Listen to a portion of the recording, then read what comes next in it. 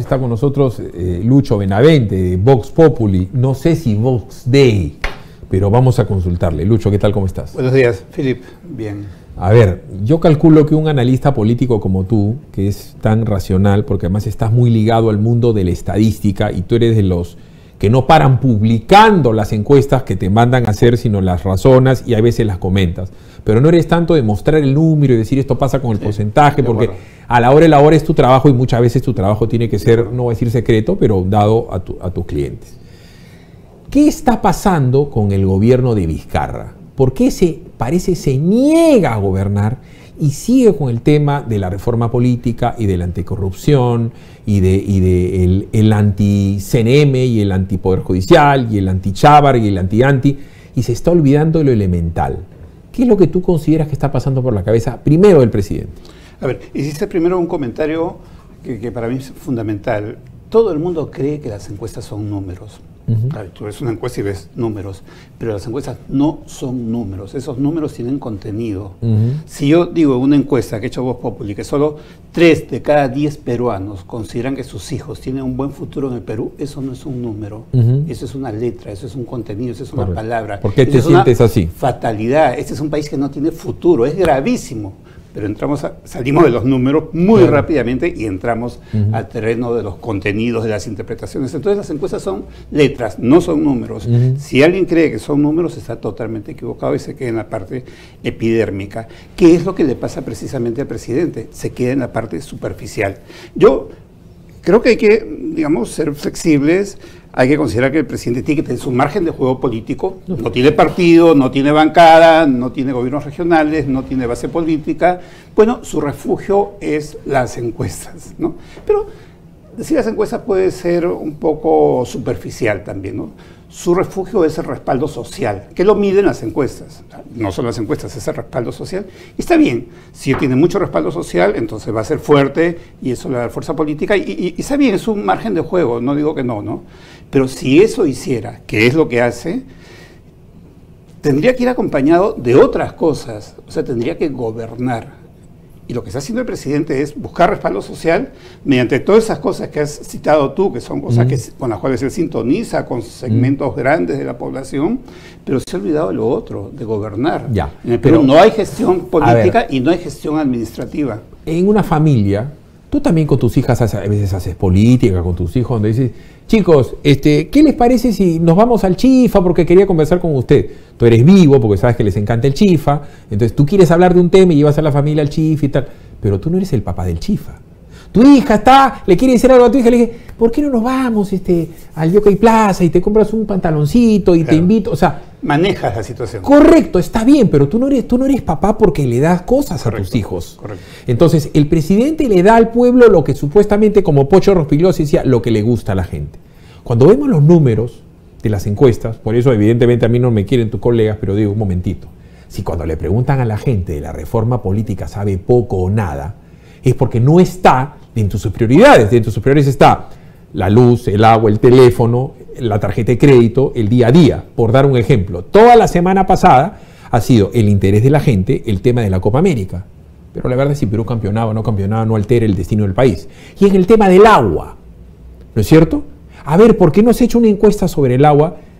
Lo traumático que ha sido para el común de los limeños, que normalmente tenemos agua, el que hayamos estado 3 días en Ascuas. Ha sido todo un problema social en Lima, ¿no es cierto? Sin embargo, vamos a inaugurar unos panamericanos que se están gastando $2.000 millones en vez de haberle puesto agua a la gente. A ver, ¿por qué no le preguntan a la gente? Ya viste los panamericanos, ¿no es cierto? ¿Usted sabe que con lo que se ha gastado en los panamericanos todo Lima podría tener agua? Esas cosas no se preguntan, ¿no es cierto? Pero ese es el día a día de la gente y el presidente insiste con la reforma política y con enfrentar al Congreso y seguir amenazando al Congreso. O sea, eso ya me parece una necesidad.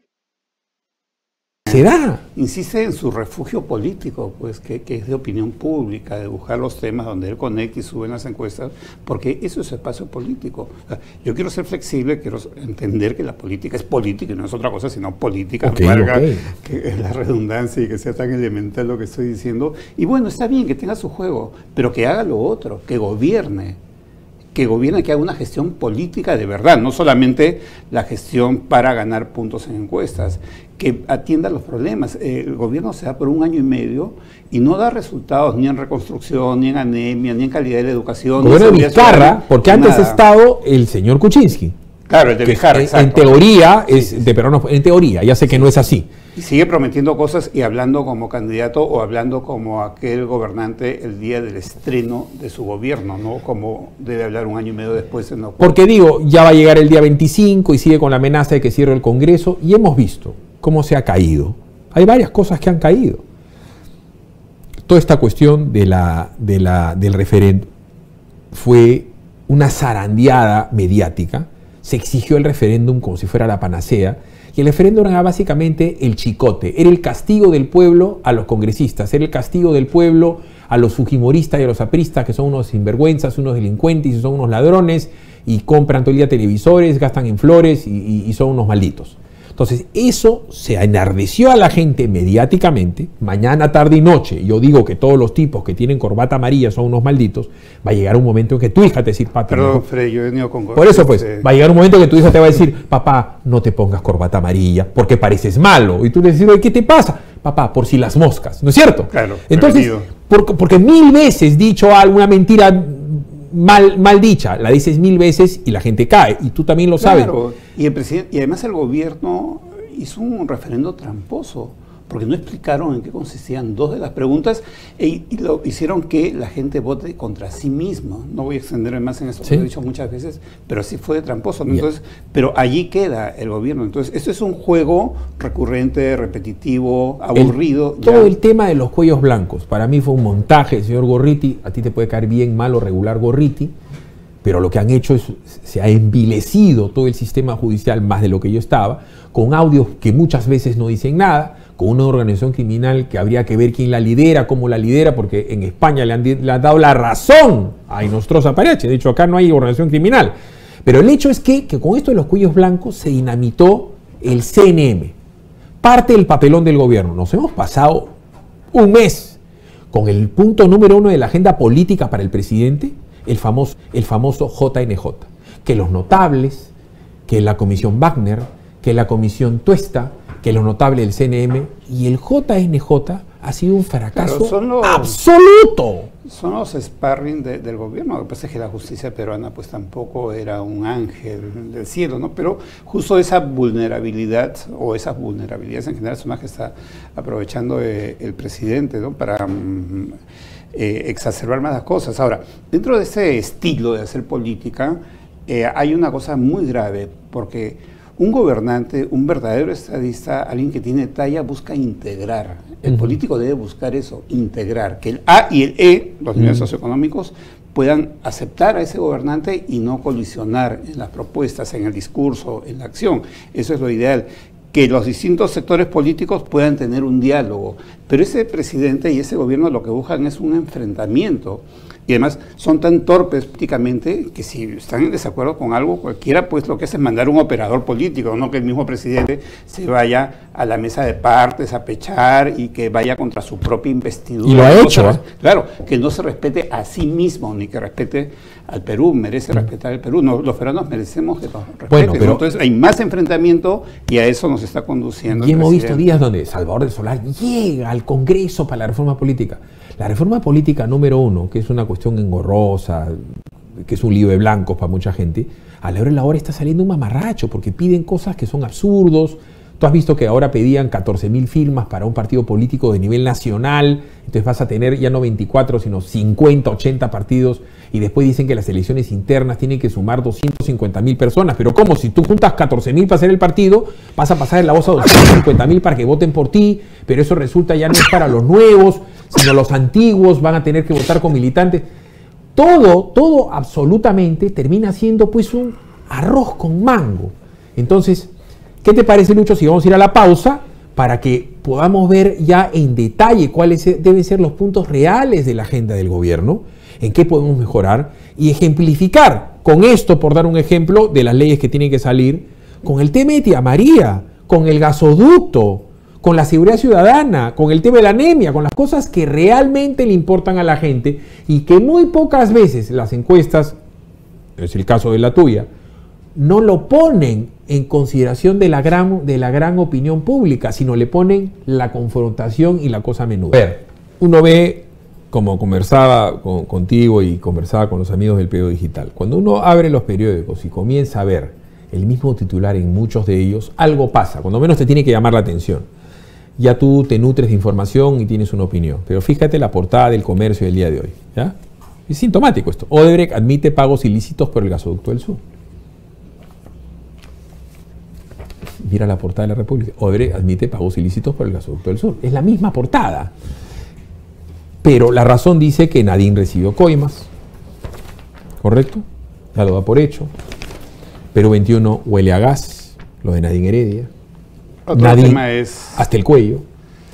El show para proteger la corrupción. Expreso lo entiende como que esto es un gran show. Hunden a Nadine. Pero ¿qué hay detrás de eso? O sea, el tema macro, no el escándalo de que hayan ido otra vez a la casa de Ollantumala y Nadine y haberse sacado los juguetes de los niños. El presidente de la República, el ministro de Justicia y sus procuradores han defendido el acuerdo con Odebrecht con uñas y dientes. Odebrecht sigue trabajando en el Perú, nos sigue robando y nos va a seguir robando y nos ha hecho un daño inmenso que ha generado una disputa política y unos enfrentamientos que llegan hasta niveles personales. Mucha gente se pelea porque era Pepe Causa, porque era prista, porque es fujimorista, porque es antital. Hay un clima atroz. El gobierno ha usado ese clima, pero parte de la labor política del gobierno es haber avalado un acuerdo que se cae a pedazos, que es evidente que es nocivo para el Perú. Y eso ha sido parte de la agenda. ¿Qué hacer con lo que está pasando? Con las prisiones preventivas. ¿La van a volver a meter a la cárcel a la señora Nadine Heredia? ¿Va a salir Keiko? ¿El ministro de Justicia va a volver a meter sus manos o su boca en lo que tiene que hacer el Poder Judicial o la Fiscalía? Todo este tema Odebrecht, ¿va a seguir teniendo un manejo antojadizo del gobierno? Va a seguir siendo un tema, porque recordemos que la información de Odebrecht recién comienza a salir y esa información se va a ir haciendo pública y esa información no se va a poder contener porque viene precisamente por acuerdos y también hay acuerdos con la Fiscalía de Panamá, de Andorra, del Reino Unido, de Suiza, de Brasil mismo, ¿no? Entonces la información va a seguir llegando, va a seguir actuando también los testigos protegidos en esos temas y yo lo que creo es que hay un punto en el cual todo eso se complica más, que es cuando se da la intervención del gobierno. Creo que el ministro de Justicia ha debido mantenerse dentro de un principio que todo el mundo acepta, que es la independencia de poderes, ¿no? El ministro de Justicia lo único que tiene que hacer es decir, que esperar que las cosas vayan por el conducto regular y pero decir no que nada que decir. Que el buen romance, que no la saquen libre, o sea, además lo que ha hecho el señor Gorrite, o sea, porque esto lo ha hecho Gorrite así de claro, o sea, no me gusta porque el juez Benavente de repente la libera, ¡pah! Audio. Y el señor se sale pues por decoro, porque caramba, claro. Nadie quiere que lo mancinen y que lo maltraten. Te fuiste a reunir con otros delincuentes, cuellos blancos, hacen una megacomisión, entre comillas, en el Ministerio Público para investigar los cuellos blancos, que es un andamiaje absolutamente tirado en los pelos. Pero eso de ahí es la parte cosmética. El fondo del asunto es que Odebrecht hace lo que le da la gana, muy probablemente tenga amenazado hasta el propio presidente, ha agarrado a todas las fuerzas políticas y las ha puesto en la picota como si fueran organizaciones criminales. Al mismo Castañeda lo quieren engañar. Susana está en la cana. Ollantumala y Nadine tienen pie y medio en la cárcel, por favor. Pedro Pablo Kuczynski está en prisión domiciliaria. ¿Por qué o no homologar los criterios y ponerle su billete su turno, ¿no? y que los pongan y que sigan las investigaciones? Pero el presidente y los ministros no pueden estar todo el día metidos en el tema. Que tomen la decisión. Odebrecht no va más, Obraín, Sagraín Montero, tal, y trabajemos y avancemos. Pero el presidente no puede ser el comentarista del caso anticorrupción en donde él mismo tiene que ver. Claro, las cosas no están en su sitio, en su lugar, ¿no? Hay mucha interferencia de un sector con otro, hay evidentemente muchos intereses. El hecho de que se dosifique la aparición de audios o que esos audios aparezcan con contenidos vinculados a la misma agenda judicial es para influir en las decisiones que se tomen, ¿no? Pero no hay tampoco, digamos, una voz, un liderazgo que trate de ordenar esto. creo que el presidente del Poder Judicial tendría que ser quien procure, quien lidere este tema, ¿no? No dejarle ese espacio al presidente de la República. Y de alguna manera alguien se tiene que comprar el pleito, no para llevar las cosas a uno o a otro terreno de esos dos sectores encontrados con este tema, ¿no? Pero no para que las cosas estén... Si tú fueras un miembro del Poder Judicial, o sea, vas a tomar una decisión trascendente para cualquier cosa y te pones a pensar, me van a sacar un audio, me van a sacar un dicho, un entredicho, un almuerzo. O sea, el ser cuello blanco o el ser hermanito es algo pues que en este momento es kriptonita, y todo el mundo sabe, al menos de la gente informada como yo y como tú, que todo el mundo andaba y paraba y conocía y conversaba con Inostroza, que era el juez supremo penal seguramente más importante que había en ese momento, y todo el mundo le conversaba y le comentaba, y ya está. Pero has votado a Duberlí por las puras alberjas, lo has obligado a que se vaya. A Salvador Heresi, o sea, un señor que ha hecho política toda su vida, que llega pues a un punto importante de su acontecer político siendo ministro de Justicia de un régimen, y lo votas por conversar con el tipo por un Twitter. Y eso se ha repetido con jueces y con fiscales. O sea, alguien le tiene que poner coto a esto. La propia fiscal de la Nación no pone orden entre sus fiscales, porque tú has visto que Belabarbe y José Domingo Pérez se sacan los ojos con Hamilton Castro. No, eso no puede ser. Bueno, estamos en una situación caótica, desordenada. El tema es que no vemos con claridad por dónde va esto, porque por otro lado la Junta Nacional de Justicia tiene demasiados tropiezos y no puede hacer un fracaso total. El papel que le correspondía en este proceso de reforma que, bueno, era una esperanza, una posibilidad. Mira, quiero ver una nota que habíamos chequeado ahora en la mañana, al inicio del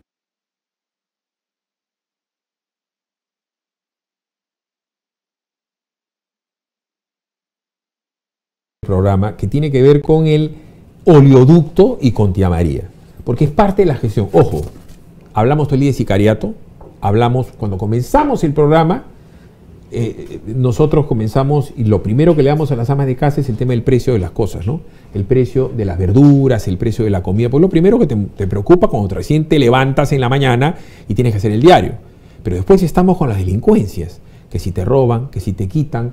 Acá, por decirte, tenemos una niña que viene a maquillar con su ojo color, la han encañonado y le han robado, mira, le han robado sus cosméticos. El día de ayer, Nicole Salinas, que siempre que te invitamos, ella es la coordinadora de producción de Combaters, entrevista a Jenny Vilcatoma, se está regresando en un taxi, la han seguido, la han parado dos tipos, la han apuntado con una pistola en la cabeza y nos han robado la cámara de Combaters de Willax. Te estoy hablando de gente relacionada directamente conmigo. Común, ¿no? Pero a lo que voy yo, le puede pasar a Lucho Benavente. Y entonces tú, como te he conversado, tú estás manejando en la tarde y dices, ¿y mi hija? La llamas a tu hija, ¿cómo estás? ¿Dónde estás? Porque ya la inseguridad ciudadana es muy grande. Entonces, eso es en Lima. Fíjate y vas a ver la nota de lo que está pasando en el oleoducto, que es Estado contra el pueblo, ¿correcto? Es Petroperú contra el pueblo. Y vamos a ver lo que va a pasar, y ya está pasando en Tía María, con esta licencia que le han dado a la gente de Saure, que es un brevete para que no manejes carro. ¿Te acuerdas de la bronca con tus hijas con el tema de brevete y del carro? Claro, Papá, cómprame carro. No vas a manejar carro hasta que tengas brevete. Papá, ya tengo brevete. No te voy a comprar carro hasta que saque buenas notas. Pero papá, tú me prometiste, ya. Ahora resulta que le han dado brevete a lo de Saure, pero no tienen carro. Veamos la nota y después quiero los comentarios de Lucho, porque él en su momento ha hecho un estudio pormenorizado y detallado de lo que ha pasado en Tía María. Veamos la nota, 8:45. Tiene que traer beneficios a los peruanos. El gobierno enfrenta más de un problema en su cartera de energía y minas. Desde el proyecto minero Tía María, que se empieza a calentar, hasta el derrame de petróleo en el oleoducto norperuano. Empecemos por el norte. La empresa estatal Petroperú denunció por la mañana un nuevo atentado al oleoducto norperuano, exactamente al tramo 2 de la tubería, cerca del río Nieva, en la comunidad de Tayunza, provincia de Bagua, en la región Amazonas. Una gran responsabilidad del Estado en su conjunto, no solo de Petro, sino que se ha dejado, digamos, de atender esos reclamos. Y son cosas completamente conocidas, o sea, el reporte mensual que da la Defensoría del Pueblo, lo que da la Presidencia del Consejo de Ministros sobre este conflicto es periódico, siempre ha estado presente.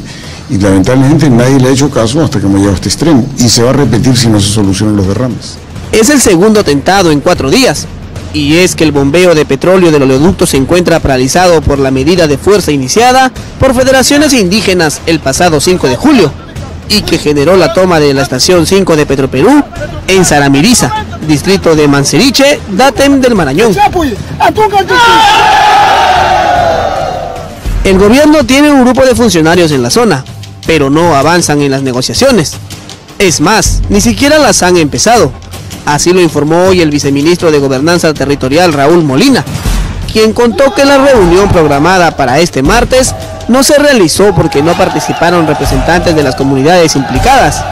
A esto se le suma la presión de los empresarios, y es que la Sociedad Peruana de Hidrocarburos le ha pedido al gobierno, a través de un comunicado, que enfrente con mayor responsabilidad y compromiso el conflicto. Pero eso es en el norte. Por el sur las cosas tampoco mejoran. Tras conocerse que el gobierno le dio luz verde a la empresa minera Sounder para empezar la construcción del proyecto Tía María, la población y autoridades del Valle del Tambo han encendido sus reclamos mientras la empresa quiere caminar despacio.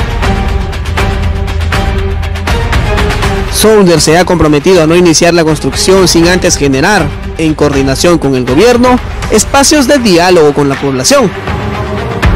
Por su parte, el gobernador regional de Arequipa, Elmer Cáceres Yica, le dijo traidor al presidente.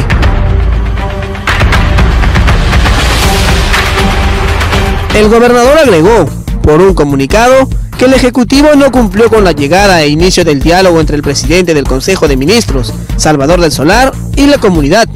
Mientras tanto, los dirigentes y agricultores del Valle han firmado un pronunciamiento en rechazo a la licencia otorgada y responsabilizan al gobierno por lo que ocurrirá en las próximas horas.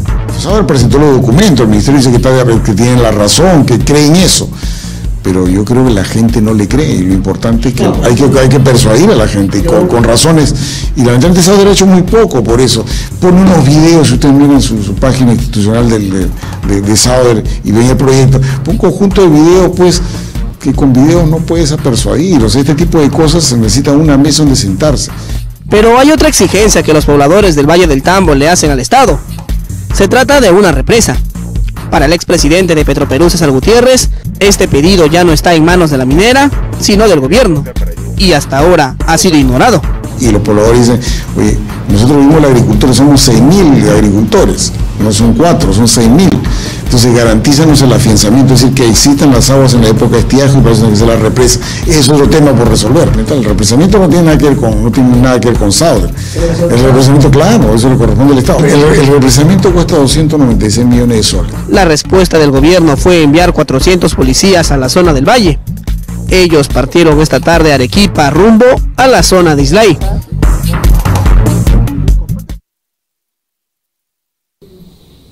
Bueno, ojalá que no haya un terremoto social ahí, pero hablando de terremotos, lamentamos el fallecimiento del ingeniero Julio Coroigua, una autoridad con respecto a la prevención de desastres, hombre muy ligado al Instituto Geofísico Nacional. Que descanse en paz Julio Coroigua.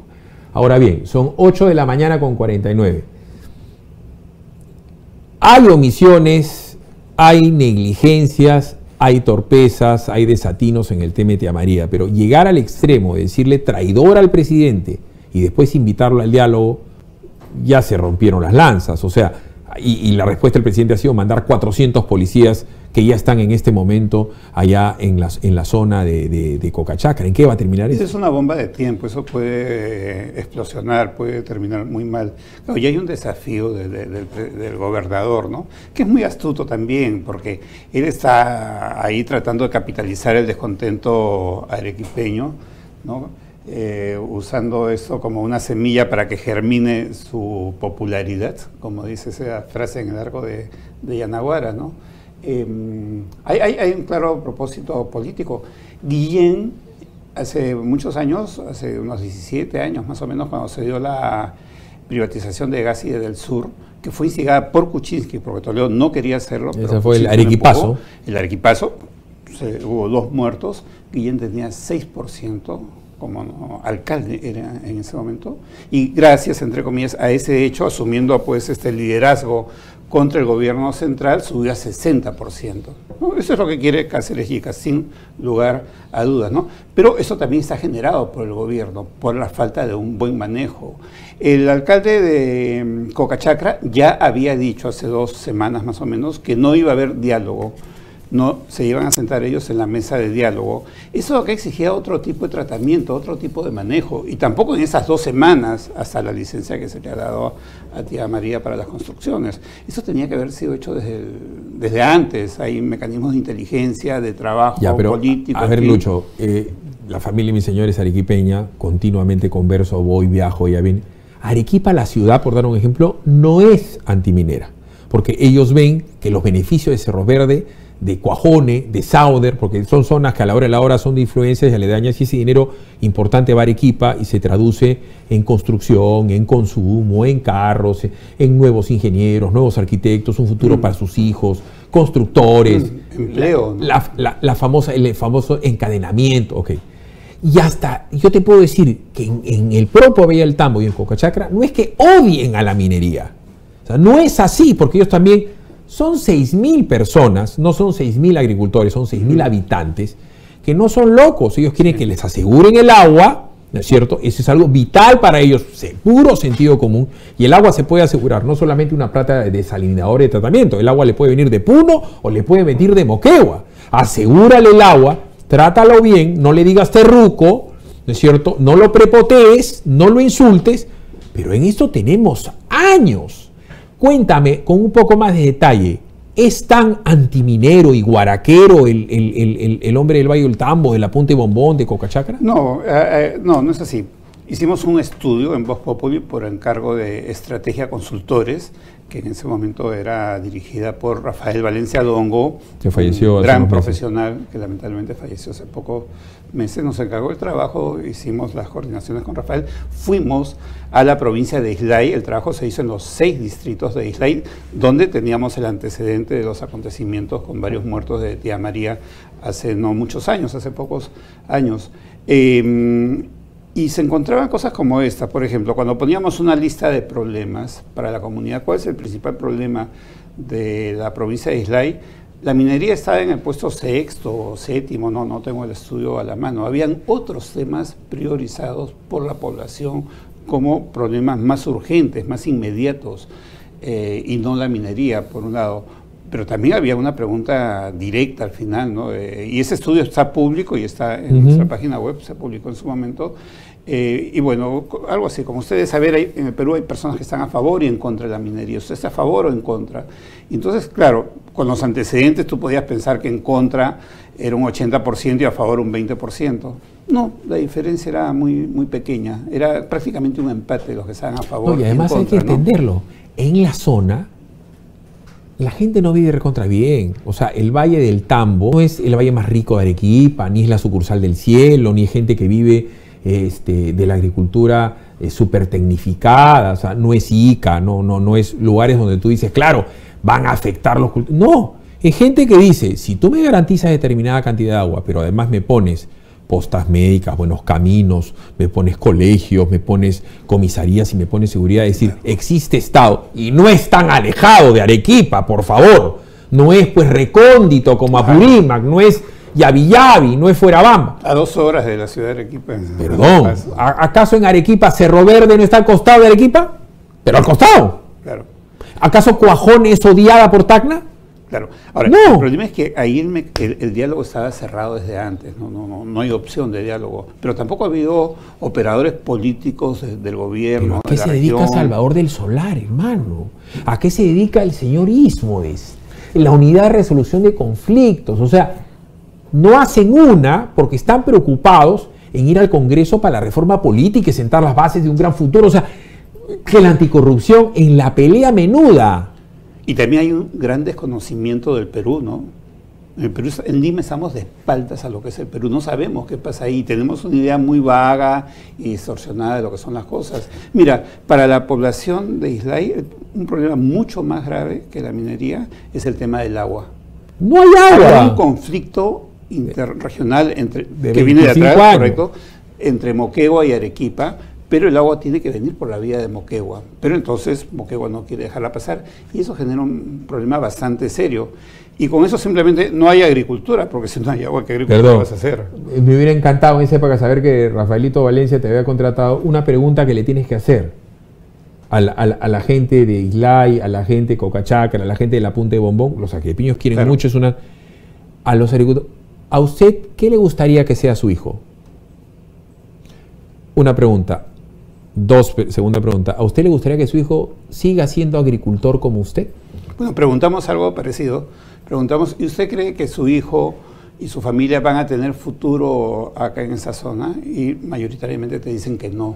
Correcto, pero para ir más profundamente, tú al agricultor de Islay, ¿qué cosa quiere que su hijo sea? Yo quiero que sea contador, que sea doctor. O sea, en Borro más está diciendo que no quiero que siga acá. Claro, y por último, ¿qué va a hacer usted con su negocio familiar? En la agricultura, que son topos. Topo es la tercera parte de una hectárea, que no es de extensión, que no es especialmente rica, que no hay una alta productividad, por dar un ejemplo, en la campiña arequipeña. Si tienes cebolla, bueno, produces un montón de cebolla. Si te vas a Pampacolca, produces un montón de papa en una estación que no es contracíclica, ganas plata. O si estás en el orégano y en la páprica, te pelaste porque todo el mundo se metió al orégano y la páprica. O si te metiste en el tema de la chía, te pelaste porque ya no sabes qué hacer con la chía. O sea, no es que la agricultura es la panacea para ellos. Si a ellos les pudieses dar a escoger, estarían trabajando en otra cosa, porque es muy difícil ser agricultor ahí, no es que viven en la mejor de los mundos. Tampoco hay condiciones del Estado para que esa agricultura, con esas condiciones, pueda prosperar, pueda mejorar. Y no solamente por el Banco Agrario, sino por temas de asociatividad, por la asignación del agua. Claro, pero Piura es todo lo contrario. En Piura sí hay mucha asociatividad y la agricultura ahí ha tomado un repunte bastante fuerte, ¿no? Y es más, tienen alto desarrollo tecnológico, pero exportan, que en Piura también, con el tema de que el Tambo Grande van a lograr los limones y no vas a poder comer ceviche, también mira lo que hicieron. O sea, lo que te quiero decir es que es como decía en la vida, pues los antimineros hacen su chamba, ¿no es cierto? Y yo los entiendo por ideología, porque son rojos, porque no quieren. Eso lo entiendo, porque tú tienes que saber a quién tienes al frente. Pero la chamba del gobierno de Vizcarra tiene año y medio. Y Salvador del Solar, lo primero que le pasó fue lo de Fuerabamba. Mandaron ministro 1, ministro 2, ministro 3, meses de los 4, meses de los 5. ¿Y qué pasó? Han tenido que sacar de la cana a los Chávez Sotelo y el señor que manda ahí, el presidente del Perú, ahí es Gregorio Rojas. Comenzaron diciendo que era un problema de privados. Entonces, el punto es que yo también creo que el presidente debería dejar de ver las encuestas de popularidad este mes y el próximo, que ni las vea, y se dedique a solucionar los problemas elementales de seguridad, del papeo de la gente y del consumo de la gente, y hospitales y colegios. Esas 4 cositas tienen que ser prioridad 1 en para cada uno de los ministros. Ahora, en el caso de Tía María, yo no le veo muchos caminos de solución. La cosa es bien difícil. Cocachacra no va a dejar que haya diálogo. Ni siquiera quieren dialogar con posturas difíciles de negociar. Simplemente no quieren sentarse a dialogar. O sea, ya cerraron cualquier posibilidad. Difícilmente van a quebrar eso porque ellos están con esa actitud desde hace años. No es una cosa reciente, ¿no? Tienen al presidente regional que quiere aprovechar el pánico, etcétera. En fin, es como cuando tú le diste el brevete a tu hija, pero le prohibiste manejar carro. Entonces, ¿para qué me diste el brevete? Ahora ya tengo el carro. No te voy a comprar carro. Es un perro que se muerde la cola. Bien importante. Philip, claro, los antimineros también a veces tienen un argumento, porque la minería ha hecho mucho daño ecológico, hay zonas del Perú donde ha habido mucha minería y siguen empobrecidos después de décadas, en fin, ¿no? Pero también hay falsos antimineros ambientalistas que se oponen a los proyectos mineros para que una vez que los desploman, una vez que impiden que funcionen, se meten ellos de mineros ilegales a hacer minería ilegal, con trata de niños, con peores toda la desgracia que iba acá. Ha sido muy amable con nosotros, Lucho Benavente.